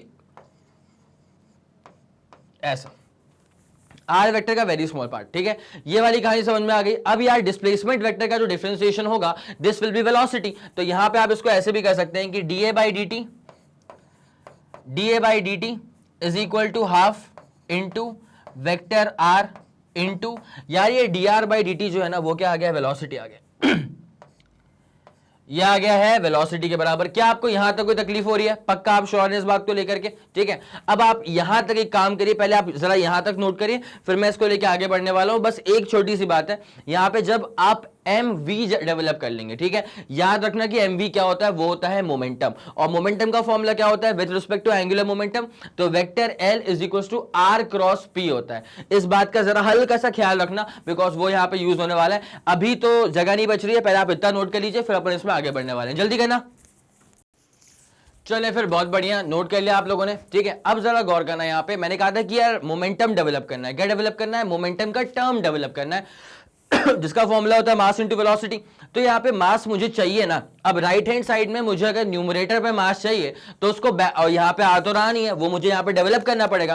तो मोमेंटम को डेवलप करने के लिए मुझे ऊपर चाहिए मास, तो मुझे नीचे भी डिवाइड करना पड़ेगा मास से, सो दैट इक्विलिब्रियम मेंटेन रहे, इक्वेशन बैलेंस रहे, है ना। चलो अब यहाँ पे जो आ रहा है ना, एक काम करते हैं, अगले वाले पे लाते हैं। Now multiply and divide, multiply भी करना पड़ेगा और डिवाइड भी करना पड़ेगा बैलेंस करने के लिए। Now multiply and divide by mass, वो जो पार्टिकल मूव कर रहा है कुछ मास तो उसका होगा ना, ठीक है। Now multiply and divide by mass on right hand side of the equation. जैसे आप यहां पे मल्टीप्लाई डिवाइड करेंगे तो आपके पास जो चीज बचने वाली है वो ये बचने वाली है, लेफ्ट में क्या आया था, da बाई dt, लेफ्ट में क्या आया था, it was just da by dt, ठीक है। उसके बाद यहां पे आया था नीचे हाफ, पहले काम करो डिवाइड करो डिवाइड कर लिया आप लोगों ने। उसके बाद यहां पे अंदर जो बच रहा था r क्रॉस v बच रहा था, अब मैं डिवाइड कर चुका हूं मास से, बस मल्टीप्लाई करना है, तो r को मत टच करना,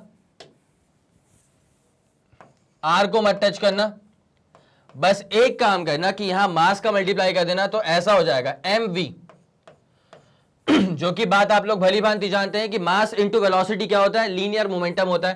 तो da बाई dt इसको मत टच करो, इसको रहने दो, तो da by dt is equal to 1/2m चल रहा है नीचे की तरफ, यहां पे आ जाएगा r और बगल में क्रॉस प्रोडक्ट में आ जाएगा लीनियर मोमेंटम वेक्टर p।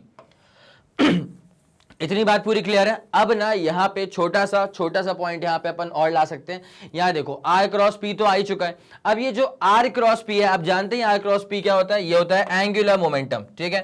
तो now as we already know that, now as we, काफी बातें तो एज इफ हमको बहुत पहले से पता ही है, now as if we already know that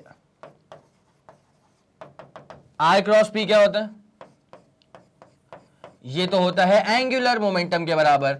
तो अगर ये एंगुलर मोमेंटम के बराबर है तो बस को पुट कर दिया जाए। जैसे हम इसको पुट करेंगे उसके बाद कहानी क्या चलेगी, उसके बाद कहानी चलेगी कुछ इस तरह कि D A by D T is equals to 1/2m। उसके बाद r क्रॉस p क्या आ चुका था, ये आ चुका था l के बराबर। l का मतलब होता है एंगुलर मोमेंटम। तो देयरफॉर सिंपल सी बात है, angular momentum is equals to 2m को वहां फेंको और बगल में आ जाएगा ये dA/dt। बगल में क्या आ जाएगा, ये dA/dt। और बस ये रहा आपका फाइनल फॉर्मूला, ये रहा आपका geometrical meaning of angular momentum. It's as simple as that. अब जरा ध्यान दीजिएगा, जो ये dA/dt का टर्म यहां पे डेवलप हो रहा है ना, इसे कुछ कहा जाता है जो dA/dt का टर्म यहां पे आ रहा है ना, इसे कहा जाता है एरियल वेलोसिटी। क्या कहा जाता है इसको, इसे कहा जाता है एरियल वेलोसिटी। तो मैं आपके लिए यहां पे लिख देता हूं उसको, तो सो दैट पूरा क्लियर रहेगा। देखो, जो ये dA/dt है ना, ये आपको बताता है कि कितना एरिया स्वीप आउट कर लिया गया है कितने अमाउंट ऑफ टाइम इंटरवल के अंदर। क्या बोला मैंने, कितना एरिया स्वीप आउट कर लिया गया है कितने अमाउंट ऑफ टाइम इंटरवल के अंदर। फॉर एग्जांपल, जैसे मान लीजिए ये अपने पास रहा ओरिजिन, ये हमने क्या मान लिया है कि ये रहा हमारे पास में ओरिजिन, ये रहा ओरिजिन, ठीक है।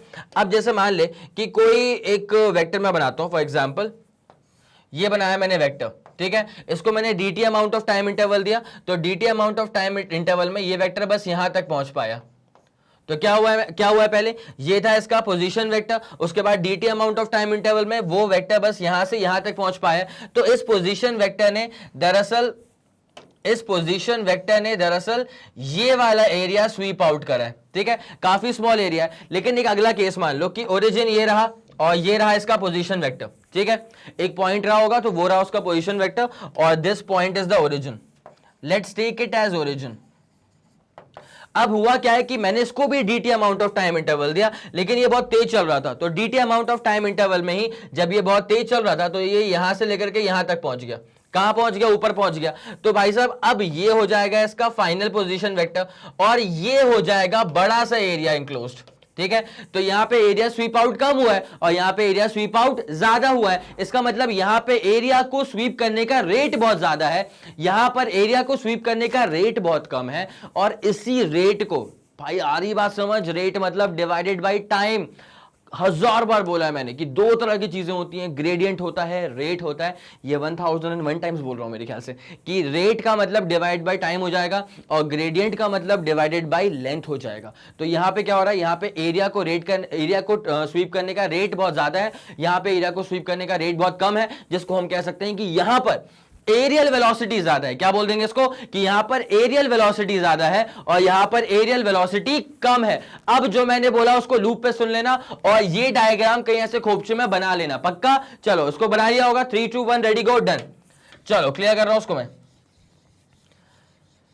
ग्रेविटेशन के अंदर तो उसको और जबरदस्त तरह से पढ़ना है भाई, ठीक है। हाँ, अभी के लिए क्या है कि dA/dt नामक जो चीज हमारे सामने आ रही है ना, this will be now called as the areal velocity. This will be now called as the aerial velocity, जिसका मतलब होता है that is the rate of sweeping the area. That is the rate of sweeping the area. कितने rate से area साफ किया जा रहा है, ठीक है। That is the rate of sweeping the area. कहां गया वो डायग्राम, ये रहा वो डायग्राम, कितने रेट से एरिया स्वीप आउट करा गया, पक्का। अच्छा, वो एरिया स्वीप आउट किया किसने, पोजीशन वेक्टर ने। देखो ना ये था पोजीशन वेक्टर, मैंने ऊपर लिख भी दिया था कि R is the position vector. इसने एरिया स्वीप आउट करा है, इसको भी नोट कर दूं यहां पे। Rate of area sweeping the area by position vector, by the position vector. It's as simple as that, ठीक है। पक्की बात समझ में आ गई, ठीक है। अब अगर कोई आपसे पूछता है कि what is the geometrical meaning of angular momentum, क्या पूछा किसी ने कि what is the geometrical meaning of angular momentum, तो आप उसको सिंपली डिफाइन करेंगे कि angular momentum of a body about a fixed rotation axis is defined as twice the product of mass and areal velocity of the body. पक्का आया समझ क्या बोला मैंने। एंगुलर मोमेंटम जो बोला है लूप पे सुन लो और इसको लिख लो अच्छे से कि angular momentum of a body about a fixed rotation axis is defined as twice, क्योंकि 2 आ रहा है, the product of mass of the body and D A by D T का मतलब क्या होता है, and areal velocity of the body, ठीक है, it's as simple as that. तो अब आपके पास बस ये है कि आप इसको तरीके से नोट कर लें। अब एक काम करो, स्क्रीनशॉट लेना ही है तो पहले इसका 3, 2, 1 रेडी गो डन, इसका आपने ले लिया स्क्रीनशॉट। अब उसके बाद फिर आप आ जाइएगा, इसका स्क्रीनशॉट कवर अप करिए। 3, 2, 1 रेडी गो डन, चलो हो गया, बहुत ही बढ़िया। अब इसे क्लियर किया जाए, अब इसे क्लियर किया जाएगा, है ना। अब ये खत्म ही हो चुका है, आपका ज्योमेट्रिकल मीनिंग तो आपका हो ही चुका है। उसके बाद ये बड़ी सिंपल सी बात है, बस ये रिलेशन है between the angular momentum and torque, है ना, ठीक है। अब यहां पे आपको ये पता होना चाहिए, है ना, ये L जो होता है ये होता है R क्रॉस P, ये तो अपने को मालूम है अब तो यार, इसको बिठाओ दिल के अंदर, ठीक है। दूसरा क्या होता है पता है आपको, पता होना चाहिए कि फोर्स क्या होता है, this is rate of change of linear momentum. Similarly torque जो होता है, सिमिलरली जो टॉर्क होता है, this is equal to rate of change of angular momentum, rate of change of angular momentum. ये वाली बात समझ में आ गई, ये सब चीजें हैं दिल में बिठा के रखने वाली, है ना, बहुत इंपॉर्टेंट है। ये वाला पार्ट तो पूरा क्लियर हो गया आपका। उसके बाद यहां पे हमें क्या समझ में आ रहा था, वही टाउ इज इक्वल टू क्या होता है, D L by D T, where L is the angular momentum. So torque can also be expressed as rate of change of angular momentum, it's as simple as that, ठीक है, पक्का। इसको note कर लिया, चलो क्लियर करें इसको। Hence, time rate of change of angular momentum of a particle is equal to the torque acting on the body, भैया डन, ठीक है। ये वाला पूरा केस जो है वो आपका डन करवा दिया गया है अब तक प्रॉपर, ठीक है। सेंटर ऑफ मास से शुरू करा था हमने कहानी, और अब हम पहुंच गए यहां तक। अगला लेक्चर जो आपको मिलेगा प्लेलिस्ट के अंदर, वो मिलेगा मोमेंट ऑफ इनर्शिया के ऊपर, एक तरफा चीज। और मोमेंट ऑफ इनर्शिया के बारे में आपको एक बात मैं पहले से ही बता देता हूं कि जैसे फोर्स को रोटेशन में रिप्लेस कर रहा है टॉर्क ने, लीनियर मोमेंटम को रोटेशन में रिप्लेस कर रहा है एंगुलर मोमेंटम ने। उसके बाद क्या था, वैसे वेलोसिटी हो गया, डिस्प्लेसमेंट हो गया, एक्सेलरेशन हो गया, एक्सेलरेशन को रिप्लेस करा था अल्फा ने। ऐसे तो फिर वो पूरे इक्वेशंस ऑफ मोशन में जो टर्म्स आ रहे थे, ओमेगा आ रहा था, ओमेगा नॉट आया था, अल्फा आया था, थीटा आया था, वो सब रिप्लेस टर्म्स हैं, ठीक है। लीनियर वाई टर्म्स को रिप्लेस करा है किसी और ने, है ना। तो वैसे ही पता है क्या होता है, मास को एंगुलर या रोटेशनल मोशन में जो रिप्लेस करेगा ना, that term is moment of inertia, और बड़ी सिंपल सी कहानी होने वाली है। अगर आपका लीनियर मोशन वीक रह भी गया होगा ना, तो भी रोटेशन पढ़ते पढ़ते वो इतना स्ट्रांग हो जाएगा कि आपको फील तक नहीं होगा कि कभी आपका लीनियर वीक था। आया समझ, पक्का। तो बस बने रहो मेरे साथ और मैग्नेट ब्रेन्स के साथ। ये वाली पूरी कहानी क्लियर हो गई है आप लोग को। ये अगर नोट करना है तो नोट कर लो, 3, 2, 1 रेडी गो डन। चलो भैया, तो आपका पूरा कंटेंट यहां तक तो कवर अप करवा दिया गया है। अब बस आपसे ये गुजारिश है कि तरीके से आप नोट्स बना ही रहे होंगे तो उसको रिवाइज भी करो, ठीक है। मेरे अगले लेक्चर में बैठने से पहले पुराने लेक्चर जो तुमने बनाए थे, जो तुमने देखे थे, जो तुमने नोट्स प्रिपेयर किए थे, उसको तरीके से रिवाइज करो, अच्छे से फॉर्मूले की शीट बनाओ और फिर कूदो अगले वाले लेक्चर के ऊपर, ठीक है। चलिए, okay, thank you so much.